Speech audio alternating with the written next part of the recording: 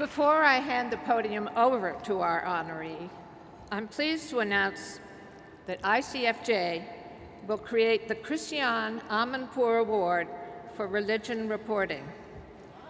In 2012, ICFJ will launch the first Global Association of Religion Reporters. We have a long tradition of bringing together journalists of different cultural and religious backgrounds to improve understanding and coverage. This year, Christian's name will honor a journalist next year who has produced the most enlightening report on religious issues anywhere in the world. Now please give a warm round of applause to Ms. Christian Amanpour. Thank you. Thank you. Probably want to keep it here. That's fantastic. Thank you so much. Appreciate it. Thank you very much, everybody. Thank you. Thank you. Thank you. And thanks for that. What a surprise. I'm so happy about that. It's great to have a religion award. My goodness, talk about a necessary field of endeavor. So good luck to whoever gets that. Listen, I want to start by saying thank you, obviously, and reading this quote, which I found the other day. It's by E.B. White, the great stylist and the great author. He said, "I arise in the morning, every morning, torn between a desire to improve the world and a desire to enjoy the world. And this makes it hard to plan the day." And so I thought, you know what? In this job, which is so phenomenal, being a journalist, being in this profession, you can actually try to improve the world and enjoy it at the same time. It's, to me, and to all those people who've been honored here tonight, a real calling. It's a real sense of mission. It's a passion. It's a commitment. It's a purposeful life, if you like. And I just want to say, and I know all of you were so touched when I was sitting at our table and we were listening to the awardees tonight from Mexico and from Cambodia. It truly is remarkable, people who devote their lives to that.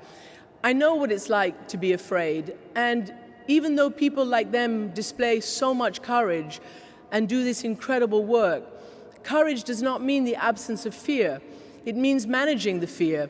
And it means living every single day of your life, willing to risk your life, to tell those unbelievable, heroic, and absolutely vital stories.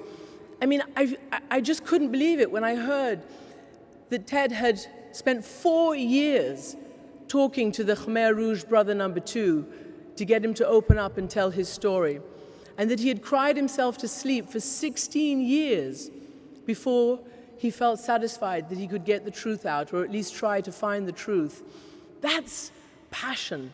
That's commitment. That is what makes this profession so remarkable and what makes these people who've won these awards tonight so heroic. And our colleagues from Mexico who have to wake up every single day and wonder whether they're going to make it through that day, whether their children will have their mothers back every night, whether their husbands will still have their wives. What ICFJ, I always get it wrong, I'm a little dyslexic. What it does is unbelievable, teaching people all over the world the tools to recognize what it means to be a reporter. Not just to go out and teach writing and reporting, but teach what governance means, teach what corruption means, teach what it means to help build a thriving democracy. I've always believed that whether it's an emerging democracy or whether it's a developed democracy like this one, there is no such thing as a strong and vital and great society without a strong and fair and free and independent and rigorous press that reports the truth.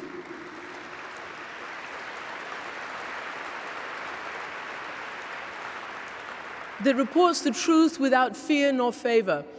In countries such as we've seen, in countries such as ICFJ works, people put their lives on the line.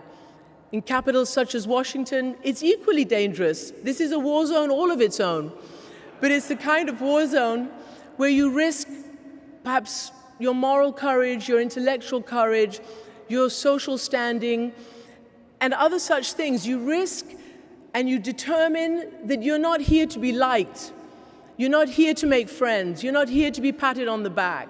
You're here to seek and to tell the truth upon pain of death, literally. Upon pain of death. The most stunning statistic in the world of journalism is kept and recorded by the Committee to Protect Journalists, the CPJ, every year. The leading cause of death amongst journalists around the world and amongst foreign correspondents is deliberate. In other words, we don't die of disease like the general population. We die mostly because people want to kill us. They want to shut up the truth. They don't want to hear it, whether it's there or wherever it might be.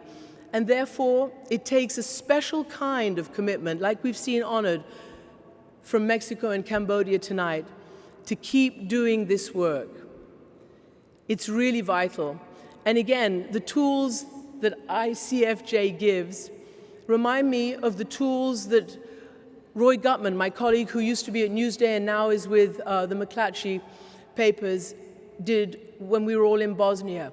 Created a little handbook so that we knew what we were seeing, so that in Bosnia we didn't make a mistake and suggest that this was just some little civil war where all sides were equally guilty, so that we were able to recognize and tell it like it was, that the truth was this was ethnic cleansing. The truth was that this was genocide on our watch.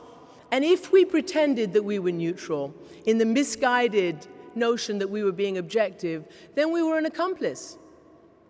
And we could never be that, because sometimes there is a right and a wrong. There is a black and a white. There is truth and there are lies. And we have to be brave enough to always call them out and always, always put ourselves on the line, because that's our contribution.